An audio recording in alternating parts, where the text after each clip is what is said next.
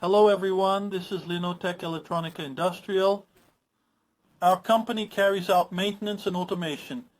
And in this video I'm going to demonstrate the operation of a piece of equipment that was repaired in our laboratory. So as we can see here, the HMI had a communication error, and after the repair we now have no error message. So as you can see here on the LEDs, are COM0 and COM are working perfectly. I'll give you a demonstration. When you disconnect the communication between the PLC and the HMI, an error message will appear here. So I disconnected, and as you can see, it updated the status.